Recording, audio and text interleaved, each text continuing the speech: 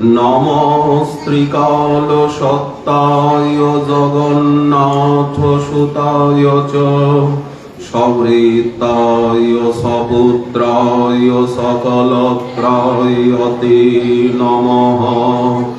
বরহাপিরাভিরামং মৃগমদতিলকং কুণ্ডলাক্রান্তগণ্যং কঞ্জাক্ষঙ্কম্বকণ্ঠং স্মিতসুভগমুখং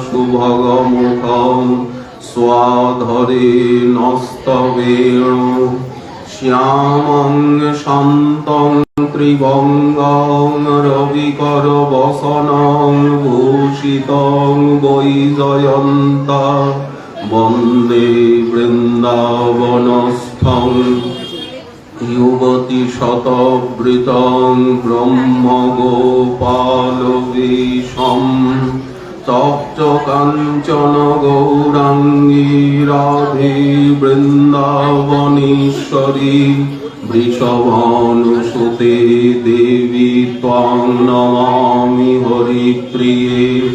মূকং করোতি বাচালং পঙ্গুং লঙ্ঘয়তে গিরিম যৎকৃপাতমহং বন্দে পরমানন্দমাধবং। বাঞ্ছাকল্পতরুভ্যশ্চ কৃপা সিন্ধুভ্যৈব চ পতিতানাং পাবনেভ্যো বৈষ্ণবেভ্যো নমো নমঃ। হরি ভক্তি পরাজে চ হরিনাম পরায়ণা দুর্বৃত্তা বা সুবৃত্তা বা তেষাং নিত্যং নমো নমঃ। নমো ধর্মায় মহতে নমঃ কৃষ্ণায় বেদসে ব্রাহ্মণেভ্যো নমস্কৃত্য ধর্মাन् বক্ষ্যে সনাতনাन्। নারায়ণং নমস্কৃত্য নরং চৈব নরোত্তমং দেবীং সরস্বতীং ব্যাসং ততো জয়মুদীরয়েৎ। জয় রূপ সনাতন ভট্ট রঘুনাথ শ্রীজীব গোপাল ভট্ট দাস রঘুনাথ।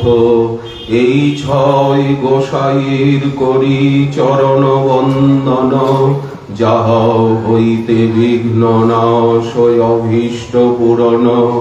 দুর্গমে পথিমেন্ধস্য স্খলৎপাদগতির্মুহুঃ সকৃপা যষ্ঠিদানেন সন্তঃ সন্ত্যবলম্বনম।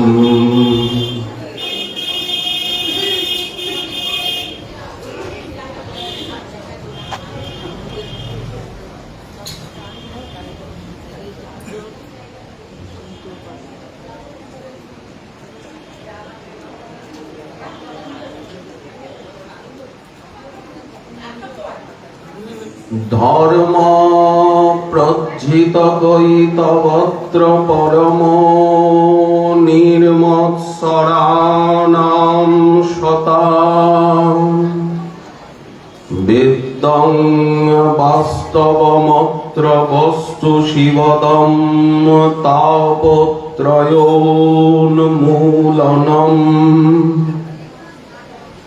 শ্রীমদ্ভাগবতে মহামুনিকৃতে কিংবা পরৈরীশ্বরঃ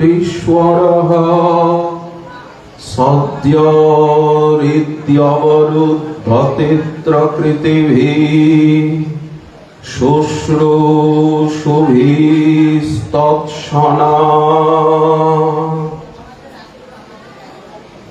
আমাদের পরম সৌভাগ্য যে ভারত ভূমিতে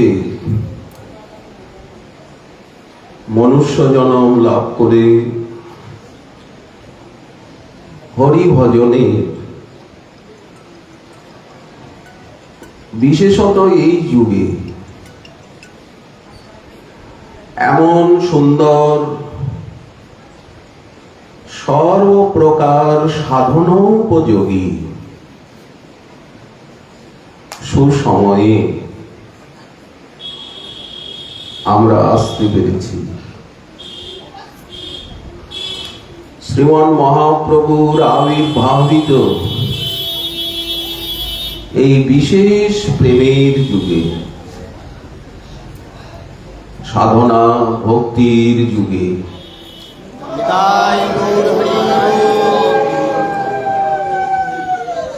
সমস্ত শাস্ত্র এই যুগের মহিমা বর্ণনে পঞ্চমুখ, শতমুখ, সহস্রমুখ, ভজনের কত সুঅবসর, এই সুযোগ যাতে হারিয়ে না যায়, যাতে শ্রদ্ধা ভক্তি সাধনা প্রেমের পথে আমরা অনেক দূর এগিয়ে যেতে পারি। আমাদেরকে ধন্য কৃতার্থ করতে, ভজন সুযোগ দিতে, সেবার আস্বাদন করাতে শ্রী পুরুষোত্তম মাস, শ্রী গোবিন্দের প্রিয়তম মাস, দ্বাদশ মাসেরও অধিপতি, পূজনীয়, বরণীয়, নমনীয়, সাধনীয় এই মাস উপস্থিত হয়েছেন। অত্যন্ত সুষম। শাস্ত্র যা বলেছেন, মহর্ষি কৃষ্ণ দ্বৈপায়ন বেদব্যাসীর লেখনীতে প্রকাশিত হয়েছে। আজ থেকে সেই মাসের শুভারম্ভ। কিভাবে এই মাসটিকে অতিবাহিত করতে হবে, সাধনায়, ত্যাগে, তপস্যায় অনেক বিধি রয়েছে। বিজ্ঞ ভক্তগণ তারা দেখে নেবেন, যারা অনুসন্ধিৎসু, সবচেয়ে বড় বিধি কি?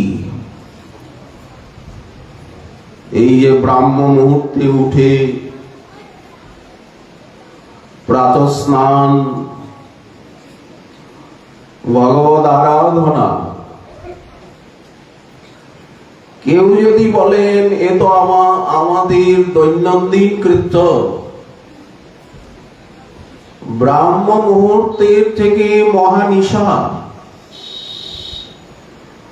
নিয়ম পূর্বক প্রতিটি ভজনাঙ্গ যাজন,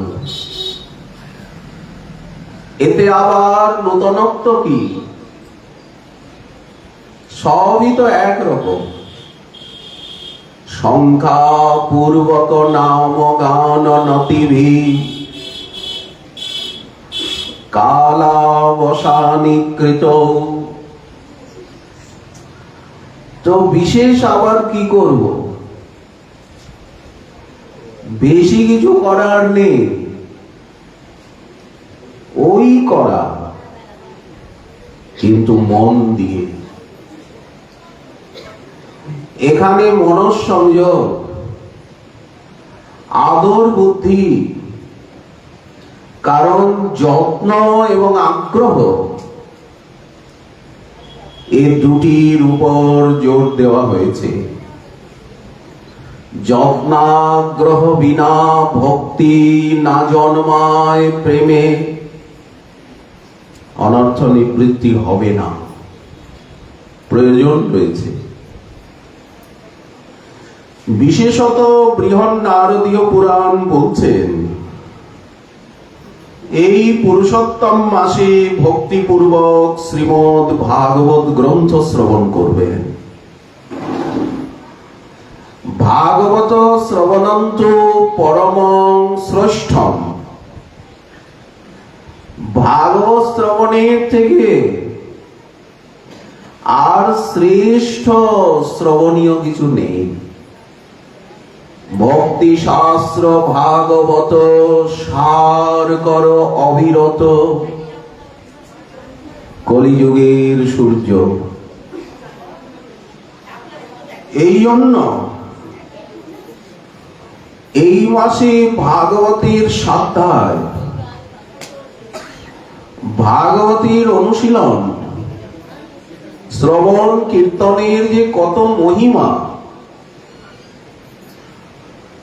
অনন্তদেব পঞ্চানন চতুরানন স্বরানন তারাও কি বলতে পারবেন? হয়তো না, সম্ভব নয়। বললেন ভক্তগণ নিত্য অর্চনা করবেন। এটা আবার নূতন কি কথা? দীক্ষিত ব্যক্তি মাত্রে নিত্য মানস এবং বাহ্য দ্বিবিধ অর্চনা অবশ্যই করবেন। অর্চনা মন্ত্র জপ, মন্ত্রময়ী উপাসনারই অঙ্গ। দীক্ষিত ব্যক্তি যদি অর্চনা না করেন প্রত্যব্যয় হবে। ঠাকুরকে পঞ্চ উপচার, দশ উপচার, গন্ধ পুষ্প ধূপ দীপ নৈবেদ্য আদিতে নিত্যই অর্চনা করতে হবে, সংক্ষেপে হোক বিস্তারে হোক, যথা সামর্থ্য অনুসারে। হ্যাঁ, আপনি রোজই অর্চনা করেন, কিন্তু এই মাসে বিশেষভাবে অর্চনায় আগ্রহ আদর প্রকাশ করবে। আরো বেশি করে পুষ্প তুলসী অর্পণ করব। যদি এক পত্র তুলসী দিলেই গোবিন্দ বিকৃত হয়ে যায়, এত যদি মহিমা হয় তো এত এত তুলসী দেওয়া হবে। দেখি তুমি বশ হও কিনা। এই মাসে অর্চনা ব্রত শত শত অশ্বমেধ রাজসূয় যজ্ঞ অপেক্ষাও শ্রেষ্ঠ। ব্রত বলতে ভজনের নিয়ম, কিছু ত্যাগ স্বীকার। যদি সামান্য একটু ত্যাগ করে আর এত বড় বিশাল সম্পত্তি কেউ পেতে পারেন? কার না ইচ্ছা করে যে একটু ত্যাগ করতে? ত্যাগ করতে তো মনটা চায়। সামান্য একটু ত্যাগে আর উনি কত বড় পরতত্ত্ব তাকে পেয়ে যাচ্ছেন। তার চরণে প্রেম সেবা।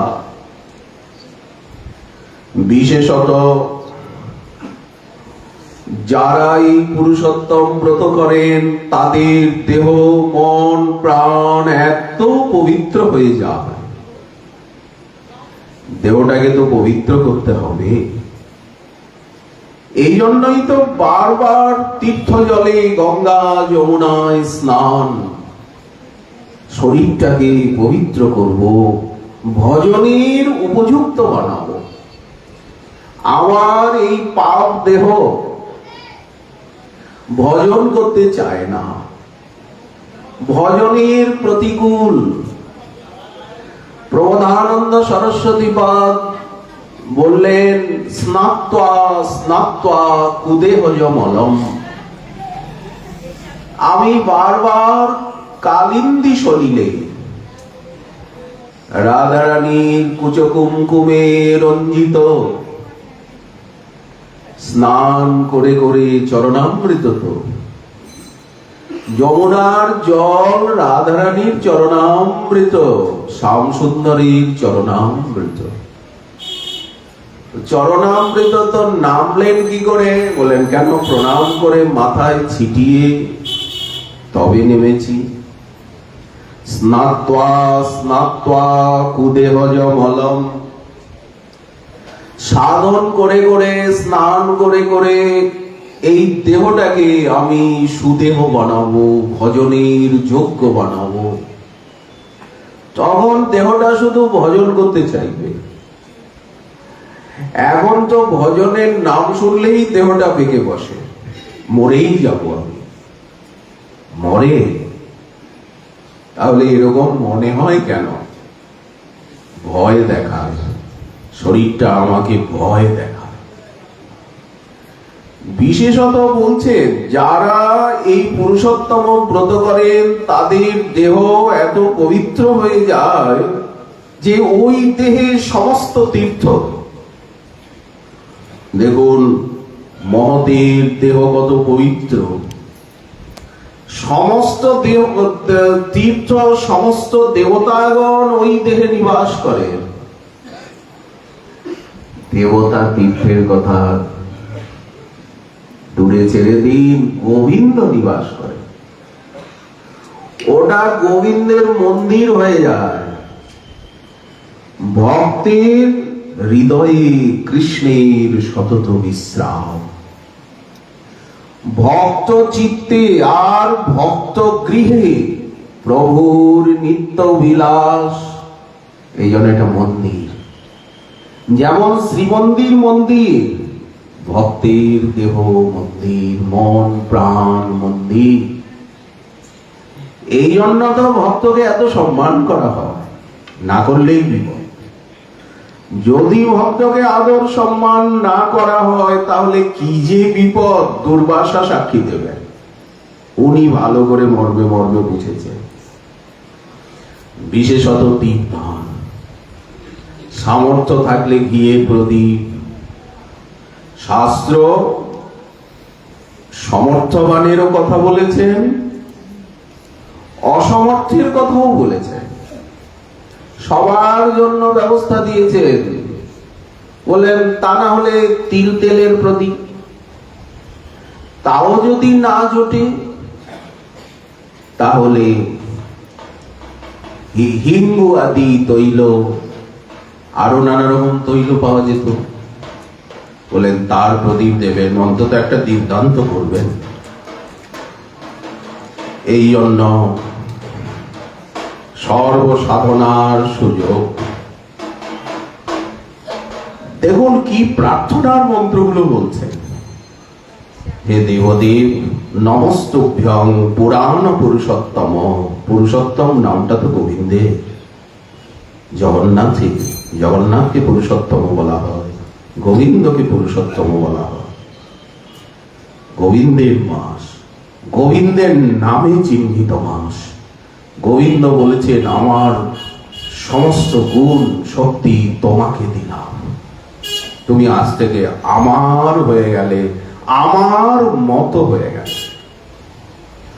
গোবিন্দ যাকে বরণ করে নেন তাকে নিজের মতো করে কি তাহলে দ্বিতীয় গোবিন্দ হয়? বললেন দ্বিতীয় হয় না, উনি অদ্বিতীয়, অদ্বয়। কিন্তু ওনার মতো বলতে ওনার সদৃশ হয়, এটা গোবিন্দেরই করুণা। অতএব হে পুরাণ পুরুষোত্তম, তোমাকে আমি অর্ঘ্য প্রদান করছি। গৃহান অর্ঘ্যং ময়া দত্তম রাধয়া সহিতং হরে। তুমি রাধার সঙ্গে হে শ্রীহরি এই আমার দত্ত অর্ঘ্য গ্রহণ করো। নমস্কার করছেন, অর্চনার অঙ্গ নমস্কার। বন্দে নবঘন শ্যামং দ্বিভুজং মুরলীধরম পীতাম্বরধরং দেবম সরাধং পুরুষোত্তমম। তুমি পীতাম্বরধারী, তুমি দ্বিভুজ, মুরলীধর। রাধারানীর সঙ্গে পুরুষোত্তম আমি তোমাকে বন্দনা করি। তাহলে একা না, উনিও থাকবেন, উনি ইনি। বলেন হ্যাঁ, একা গোবিন্দের উপাসনা নয়। আরতি করছেন, প্রত্যেকটার মন্ত্র রয়েছে। মন্ত্রের দ্বারা বস্তুর সমর্পণকেই তো অর্চনা বলা হয়। মন্ত্র বলে বলে তো অর্পণ করতে হবে।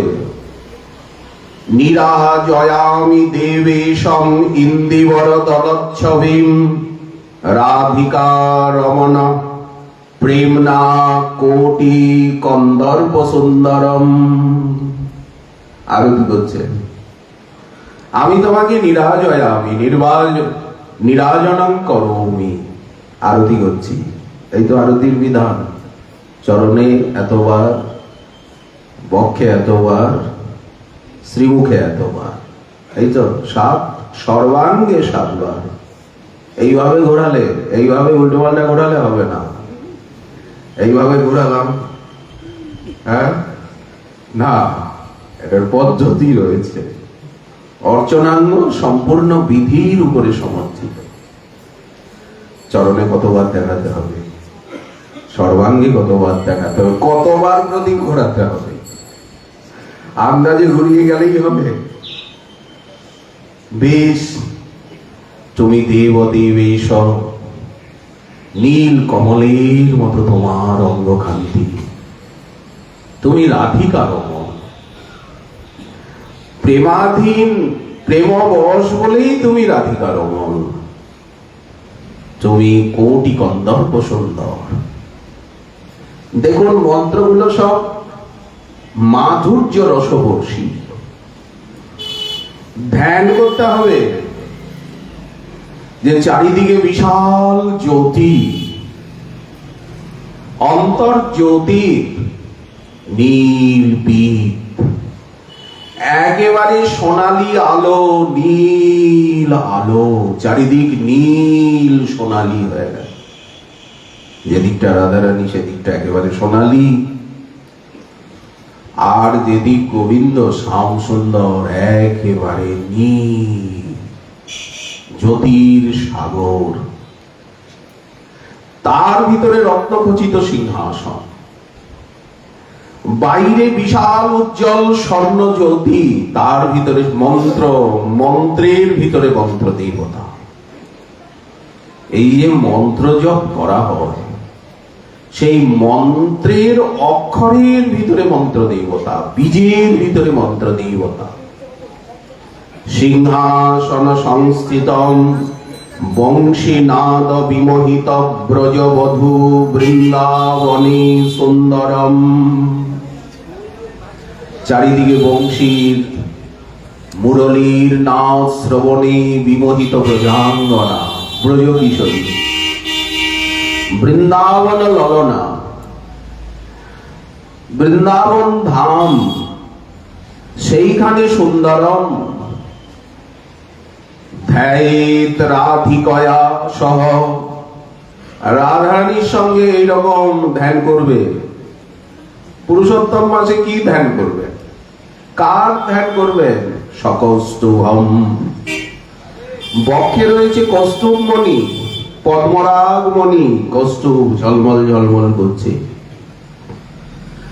আর প্রদ্যোতিত উরুস্থলম, গোবিন্দের নীল বুক, তাতে কৌস্তুভমণি, লালিমমণি, লাল হয়ে গেছে বুকটা। রাজরত্ন কিরীট কুণ্ডলধরম প্রত্যগ্র পীতাম্বরম, এই যে কুণ্ডলে কিরীটে সুশোভিত, অঙ্গে অঙ্গে মণিময় অলঙ্কার, পীতাম্বর দৌদুল্যমান। এইরকম ধ্যান করে পুষ্পাঞ্জলি প্রদান করবে।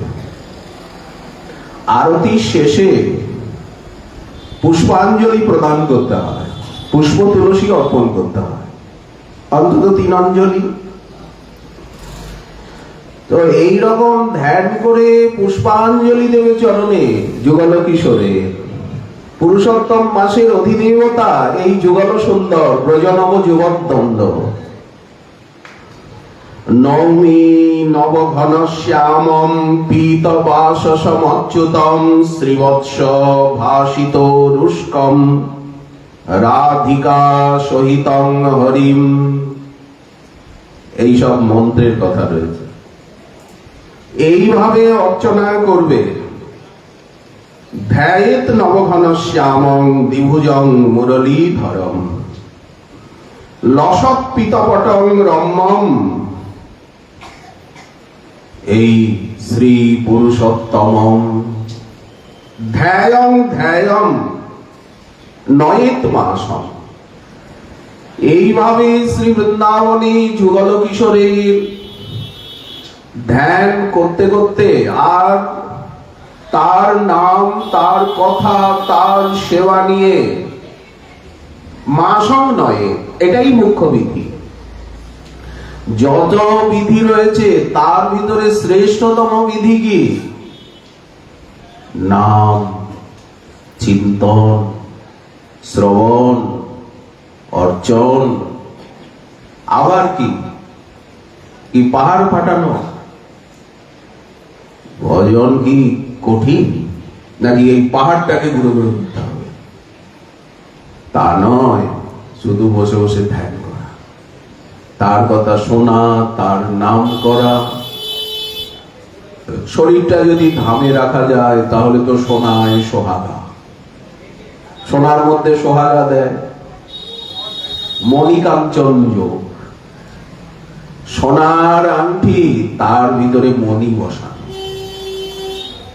আরো সুন্দর। ধামে যদি কেউ বাস করে আর সাধন করেন তাহলে তো কথাই নেই।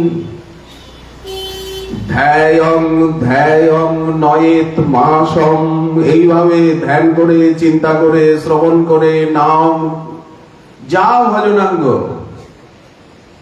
এইভাবে মাসটাকে কাটাতে হবে। তো আপনারা সবসময়ই করছেন।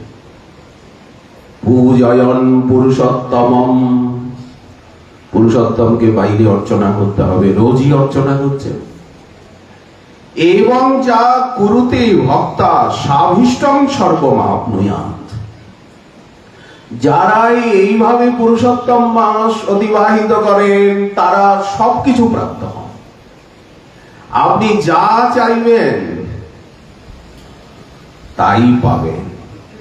কি আর চাইবো, জানি বা কি, দুটো চারটে কাগজই হয়তো চাইবো, দুটো চারটে কি এই ঘর দুয়ারি ইট কাঠ পাথরই চাইবো, আর দুমোট অন্নই বা হয়তো চাইবো। আর কি চাইতে জানি? কি মালা চাইবেন, প্রণাম চাইবেন, কি উঁচু চেয়ার চাইবেন? ধ্রুব মহাশয়কে ভগবান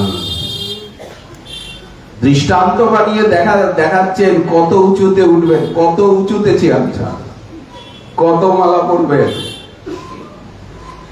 এই জগতের যা চাইবেন তা তো পাবেনই, এটা কি আর বলতে হবে নাকি? চেয়ে দেখুন পান কিনা। সর্বোপরি ওই জগতের পরম সম্পত্তি, সেটিও পাবেন। এটা গোবিন্দ ভজনের বৈশিষ্ট্য, যে না চাইলেও গোবিন্দ প্রতিজ্ঞা করে বসে আছে, যে কোনো ভাবে আমার কাছে আসুক, আমি যদি একবার ওকে খপ করে ধরি আমি আর ওকে ছাড়বো না। যেমন পুতনাকে ছাড়লাম না, আমাকে আমাকে ছুঁড়ে ফেলে দিতে চাইছে বুকের থেকে, আমি এক তিলও নড়ি নাই। কারণ আমি যাকে ধরি কখনোই ইহকালে পরকালে কোন অবস্থায় তাকে কোনোদিন ছাড়ি না, ছাড়বো না। এটা আমার স্বভাব, আমি ধরতে জানি, ছাড়তে জানি না। এমন করুণাময় প্রভু। তাই ভারত ভূমিতে জন্ম লাভ করে যে গৃহাসক্ত, দেহাসক্ত, মাতৃষ নরাধম। কেন আমাকে নরাধম বলা হচ্ছে? আমি দেহে আসক্ত, গৃহে আসক্ত। এই পুরুষোত্তম ব্রত কথা শ্রবণ করেও ব্রত পালন করে না, সেই দুর্ভাগ্যহীন দুর্ভাগাগণ, তারা জন্ম মরণ এবং পুত্র মিত্র কলত্র, নিজ জনের যে বিয়োগ জনিত দুঃখ, জন্মে জন্মে সেই দুঃখ ভাগী হয়। আত্মীয় স্বজন থাকলেই তারা ছেড়ে ছেড়ে ছেড়ে ছেড়ে চলে যাবে। আমার বউটা মরে গেল, কি কষ্ট। ছেলে অকালে মরে গেল, আত্মীয় স্বজন গুলো মরে মরে মরে মরে যাচ্ছে, চোখের সামনে নাতিটা মরে গেল। প্রতি পদে পদে দুঃখরূপী শেল বুকে বিদ্ধ হচ্ছে। এই পাওয়া আর খোয়ানো, জন্ম মরণ, একদিন এই আমার শরীরটা পর্যন্ত আমাকে ছেড়ে চলে যাবে। তখন আমি ভূত প্রেত হয়ে যাব। ভূত প্রেতের শরীর নাই। ভূত প্রেত গুলো ভাবে একদিন তো আমাদের শরীর ছিল, আমাদের শরীরটা কোথায় চলে গেল, এখন তো শরীর নাই, বায়ু হয়ে ঘুরি। ভূত প্রেত গুলো মনে মনে ভাবে আমাদেরও তো শরীর ছিল, একদিন সবকিছু ছিল, আত্মীয় স্বজন। আজ আমরা মহানিশায় অন্ধকারে আর একা একা ঘুরে বেড়াই। শরীর কোথায় গেল? আমাদের শরীর নাই কেন? আমরা একটা বায়ু হয়ে ঘুরছি। তারা বিশ্বাস করতে পারে না যে এইরকম স্থিতি কি করে হলো, কেন হলো। বলেন সেই অবস্থা হয় এই জন্য এই পুরুষোত্তম মাসে বৃথা এই অসৎ শাস্ত্রের আলোচনা করবে না। যে শাস্ত্রে হরিকথা নেই, হরিভক্তির বর্ণনা নেই, সেটা শাস্ত্র হলেও অসৎ শাস্ত্র, তার আলোচনা করবে না, চুপ থাকো। তারপরে বিষয়ালাপ, গ্রাম্যালাপ, পরনিন্দা, এই বিত্তস্বার্থ, একেবারে আমাশার রোগী। হ্যাঁ, বললেন না, মানে হাতটা খুব ভারী, একেবারে এই রকম, চিপলেও কিছু বেরোয় না। বললেন না, উদার হবে, ধন থাকলে ধনের দ্বারা ধর্ম, ভক্তি, প্রেম অর্জন করবে। টাকা দিয়ে প্রেম কেনা যায়, টাকা দিয়ে ভক্তি কেনা যায়? তাহলে তো যাদের আছে তারা ভক্তি কিনে নিত। বললেন যায় না, আবার যায়। ওই অর্থ দিয়ে আপনি তুলসী পুষ্প ক্রয় করে গোবিন্দের চরণে দিন না, ভোগ লাগিয়ে ভক্তগণকে দিন না।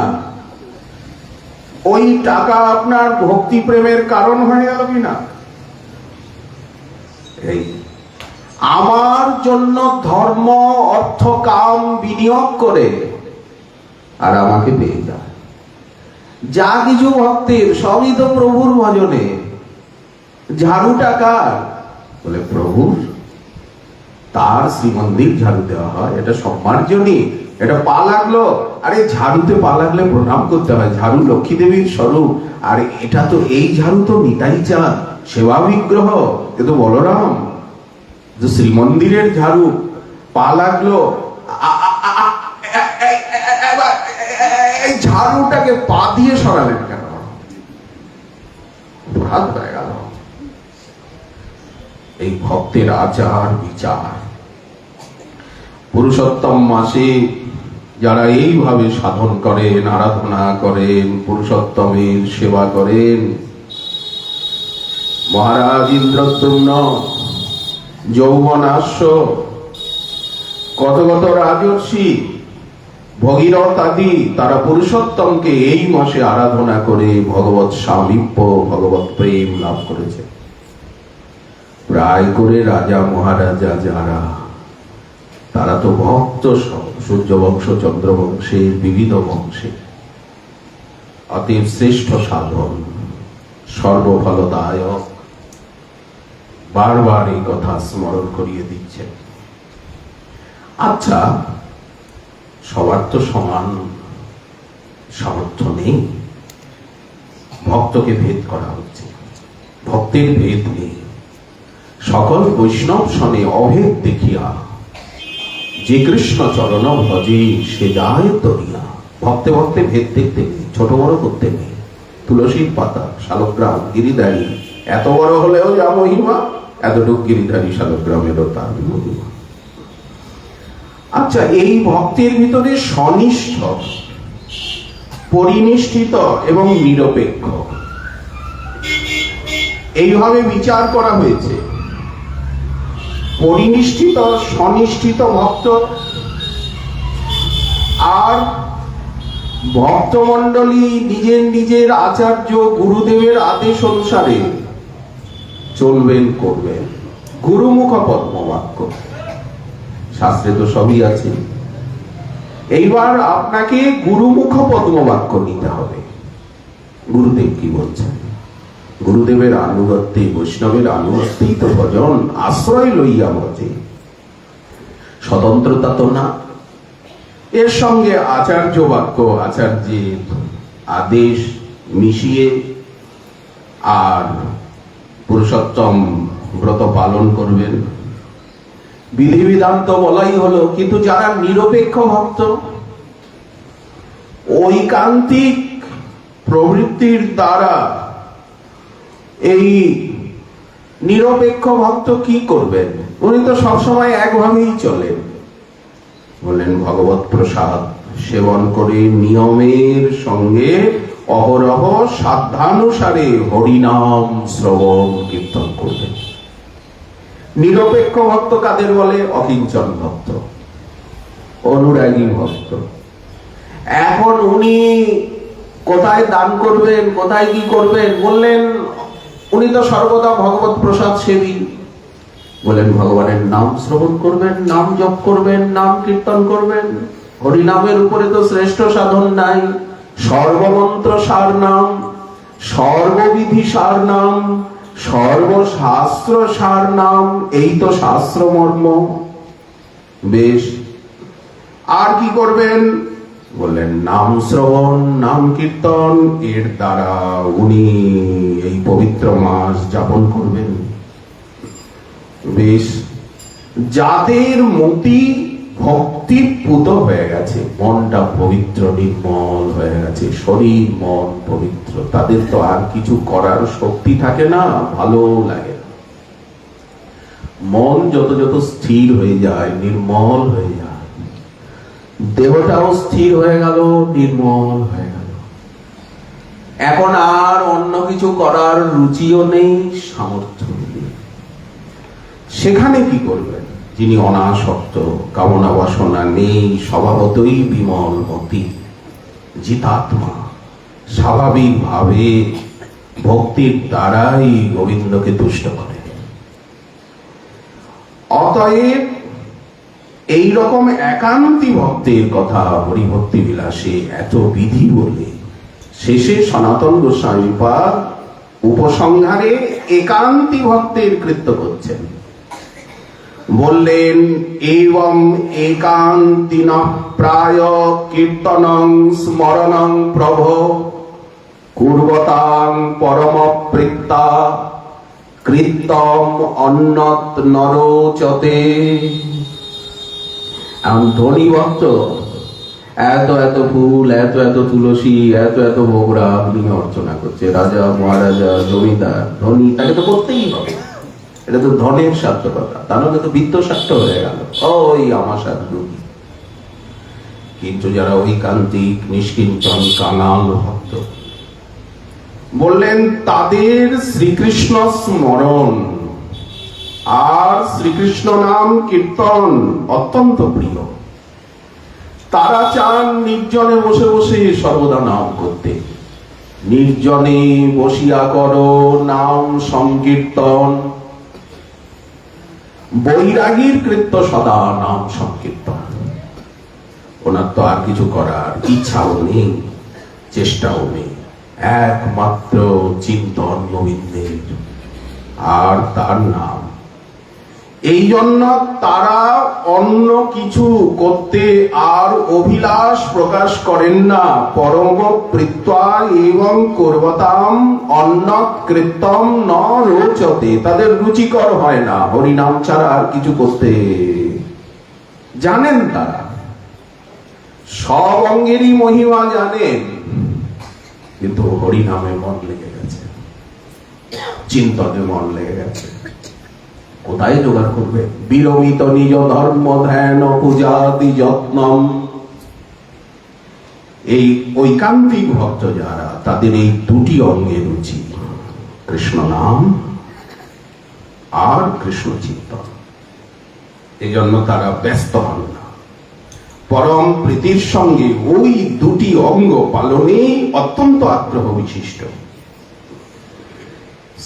আবার কোন কোন ভক্ত শ্রীবিগ্রহ সেবায় খুব আবেশ, অত্যন্ত ভালোবাসার সঙ্গে ঠাকুরকে সাজাতে, ভোগরাগ লাগাতে ভালোবাসে। শ্রীবিগ্রহ আরাধন নিত্য নানা শৃঙ্গার তন্মন্দির মার্জনাদ, ইনিও অত্যন্ত প্রশংসনীয়। সেবায় কুশল, সেবায় আবেশ। সুতরাং কিছু স্বতন্ত্রতার সঙ্গে অনুকূল ভাবে তিনি শ্রীকৃষ্ণ চরণের সেবা করেন। বলেন খুব ভালো। এইভাবে ভক্তগণ তাদের ভাবানুরূপ, সামর্থ্যানুরূপ পালন করবে।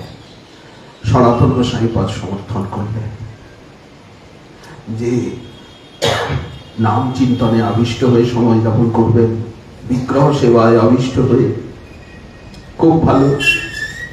ভাবানুকূল, উদ্দেশ্যানুকূল, রসানুকূল ভাবে যাপন করবেন। সবার রুচি তো সমান নয়। এইভাবে ব্রজনাথ, ব্রজজীবন, ব্রজবল্লভ, ব্রজকিশোর শ্রীকৃষ্ণের বৃন্দাবননাথ, বৃন্দাবন পুরন্দর শ্রীকৃষ্ণই এই মাসের অধিপতি। অতএব এই অধিক মাস, পুরুষোত্তম মাস ভক্তগণের প্রিয়। তারা এই মাসের সেবা করে, এই মাসকে সম্মান করেন, আর অন্য মাসের মতো এই মাসকে দেখেন না। এই জন্য কেন এই মাসটা নির্বিঘ্নে ভজন করা যায়? বলেন কর্মকাণ্ডের কোন পীড়ন আপনার ভজনে উদ্বেগ সৃষ্টি করে, কারণ এই মাসে তো কোনো কর্মকাণ্ড নাই, সমস্ত কর্মকাণ্ড বন্ধ। অতএব এই যে কর্মকাণ্ডের নিপীড়ন ভজনে বাধা দেয়, সেই কর্মকাণ্ডের অন্যান্য মাসগুলো কর্মপ্রিয়, কর্মকাণ্ডের আরম্ভ। বলেন এই মাসে কোনো কর্মকাণ্ড না থাকায় ওই উৎপাত পীড়ন এসে ভক্তির ব্যাঘাত সৃষ্টি করে না। এই জন্য নিশ্চিন্তে ভজন। আমরা এখানে এই যে ভাগবত অনুশীলন, ভাগবতের সর্বত্র প্রশংসা, নিগম কল্পতরুর অমৃত ফল, চিন্ময় রসপুষ্ট, সুখমুখে আস্বাদিত, পরিবেশিত, সাধক সিদ্ধ, নিত্য সিদ্ধ, সবার সমানভাবে সেব্য। কি সাধনা অবস্থায়, কি সিদ্ধাবস্থায় কৃষ্ণ কথার রস আস্বাদন সবাই করেন, ভবরোগীও, কারণ এটা ভবরোগেরও ঔষধ। বেদ উপনিষদে যে পরতত্ত্বকে অব্যক্ত, অস্ফুট, অনন্ত, সর্বগুণ নিলয় স্বরূপে জগদাধার রূপে বর্ণিত হয়েছে, তারই বিচিত্র মধুর লীলার বর্ণনায় সুসমৃদ্ধ পরম উপাদেয় এই গ্রন্থ রাজাধিরাজ। অতি শ্রবণে এত আনন্দ। সাধন বিষয়ে ভাগবতে দেখতে পাওয়া যায় কোন প্রকার কৃচ্ছ সাধনা নেই, কৃচ্ছতা শূন্য। সর্বজীবের সর্বকালের উপযোগী সাধন, সার্বজনীন, সার্বকালিক, সার্বদেশিক এবং সার্বভৌমিক সাধনা, স্থান কাল পাত্র নির্বিশেষে, এবং অধিকার সম্বন্ধেও ঔদার্য ভাগবতে ঘোষণা হয়েছে অকুণ্ঠ কণ্ঠে।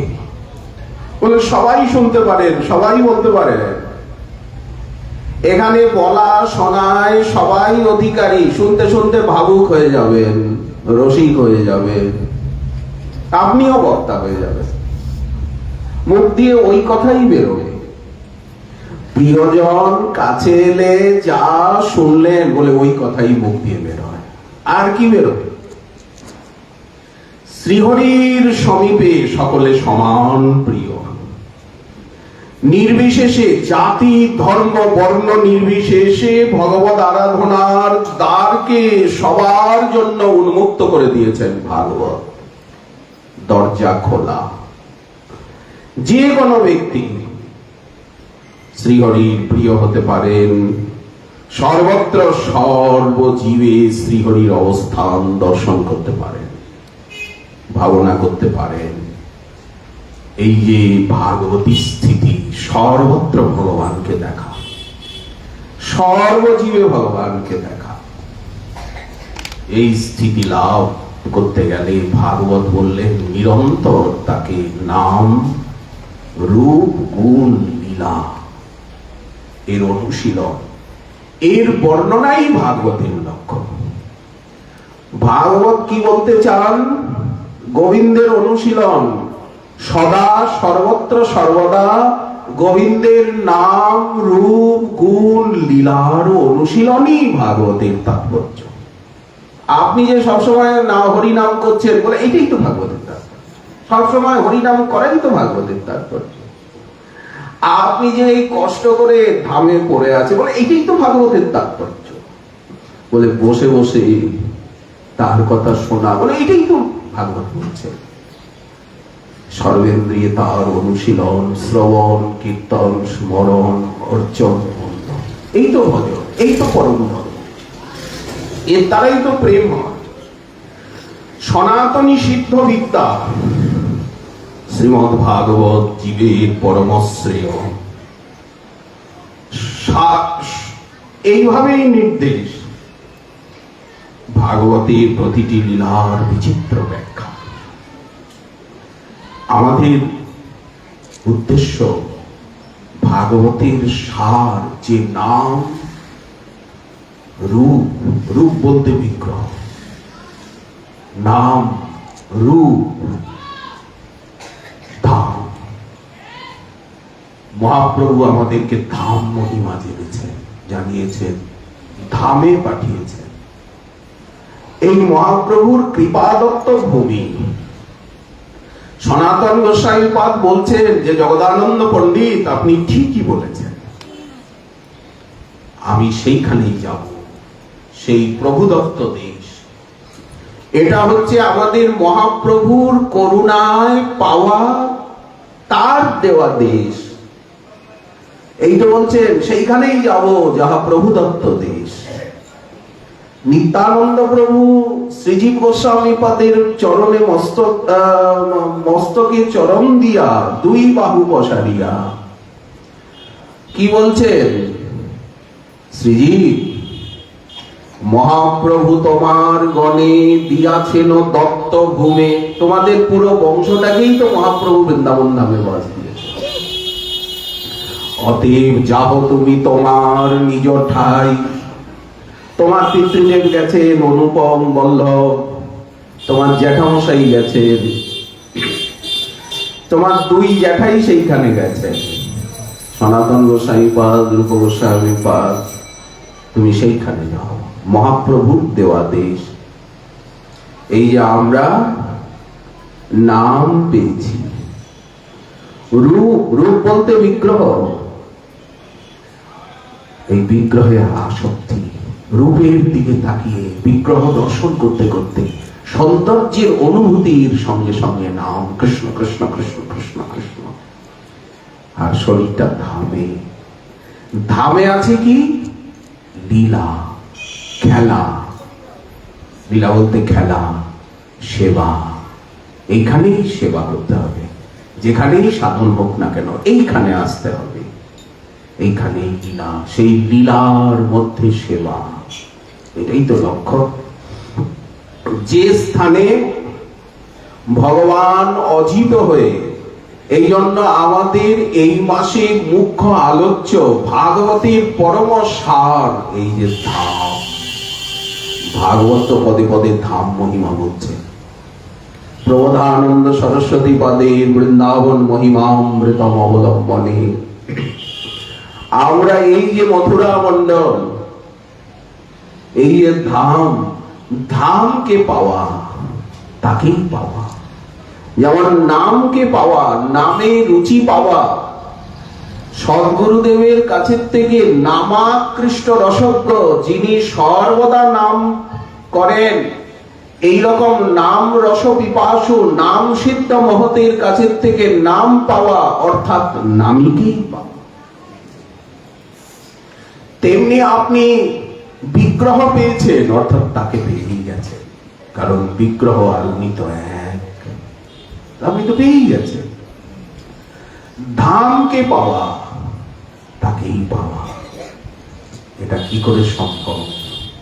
আমরা ধামকে পেয়েছি, তাকে পেয়ে গেছি।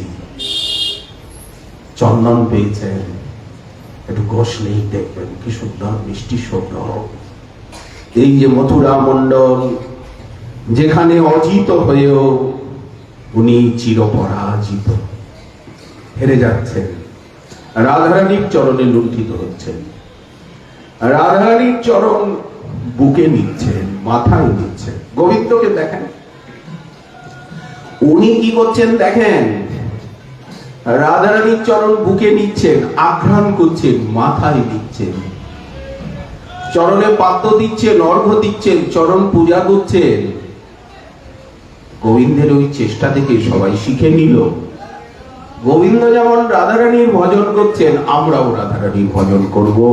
রাধারানীর ভজনের আদর্শটা কে বলেন? স্বয়ং রাধারমণ।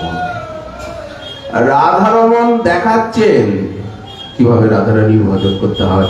উনি রাধা রাধা রাধা রাধা রাধা রাধা রাধা রাধা রাধা রাধা রাধা রাধা রাধা রাধা রাধা রাধা রাধা রাধা রাধা অবিরাম জপ করছেন, রাধারানীর চরণ নখত জ্যোতি ধ্যান করছেন। এটাই সিদ্ধ বললেন, সুগন্ধি সলিলে অরুণ চরণ, লাল টুকটুকে আমসারঞ্জিত চরণ, গোলাপ জল দিয়ে কবে বা ধোয়াবো ধীরে, সোনার ঝাড়ি সোনার জগে, আর সে চরণামৃত পান করি কবে। গোবিন্দ করছেন, ওনার দেখা দেখি, উনি যেটা করছেন দেখা দেখি তো লোকে করে। সে চরণামৃত পান করি কবে, ভাসিব আনন্দ নীরে। গোবিন্দ চরণ বুকে নিয়েছেন, চরণ মস্তকে নিয়েছেন, আঘ্রাণ করছেন, চরণ সুগন্ধি আঘ্রাণ করিয়া হইব কি উন্মত। কি সুমিষ্ট গন্ধ, চরণ কমল হৃদয়ে ধরিয়া আমি জুড়াব তাপিত চিত। এই তো লীলা, লীলার মাঝে মাঝে সেবা। সেটা কোথায় কোথায় করবেন বলেন? এই ধামে, এইখানে। আমরা বৃন্দাবন মহিমামৃতম আশ্রয়ে, বৃন্দাবন ধামের যে অফুরন্ত অনন্ত মহিমা মাধুরী, মহাপ্রভুর করুণায় শ্রীপাদের চিত্তে স্ফূর্তি হয়েছে এই মথুরা মণ্ডল। রূপ গোস্বামীপাদ মহাপ্রভুর আদেশে পুরাণ বচন চয়ন করে লিখেছেন মথুরা মাহাত্ম্যম। কারণ মহাপ্রভুর মনোভীষ্টের ভিতরে একটি হচ্ছে এই বৃন্দাবন ধাম, ব্রজধামকে জগতের সামনে তুলে ধরা। যেমন রাধারানীকে তুলে ধরা, শ্রীকৃষ্ণের স্বয়ং ভগবত্তা, যেমন কৃষ্ণ নাম কৃষ্ণ কথাকে তুলে ধরা, সংকীর্তনকে তুলে ধরা, সদাচারকে তুলে ধরা, সিদ্ধান্তকে, তেমনি শ্রী বৃন্দাবনের মহিমাকে জগতের সামনে প্রস্তুত করা। এটাই মহাপ্রভুর মনোভীষ্ট ধামের সেবা। নাম রূপের সেবার পাশে পাশে ধামের সেবা, ধামাশ্রয়, ধামানুশীলন। সেই মনোভীষ্ট প্রকাশেই শ্রী প্রধানন্দ সরস্বতী পাদের বৃন্দাবন মহিমামৃতের রচনা। এখানে বৃন্দাবনই ওনার জীবন আরাধ্য। রাধা মুরলীধর ভজ মন, হেমন রাধা মুরলীধরের ভজন করো এইভাবে এইভাবে। বৃন্দাবনং মা ত্বজ। হে আমার অবাধ্য মন, দৌড়াদৌড়ি তোমার স্বভাব, বৃন্দাবন ধামকে ত্যাগ করো না। বৃন্দাবনকে পেয়ে আর তুমি বৃন্দাবন ধামকে ত্যাগ করছো এইভাবে, হ্যাঁ, দৌড়াদৌড়ি করছো। মা তজ, এখানে স্থির ভাবে বাস করে আর ভজন কর। একটু কষ্ট, 2-4 দিনের কষ্ট, দেখতে দেখতে জীবন শেষ হয়ে যাবে। এবার অনন্ত আনন্দের সাম্রাজ্যে পৌঁছে যাবে। ব্যাস, এই জীবনই শেষ, এরপরেই প্রাপ্তি।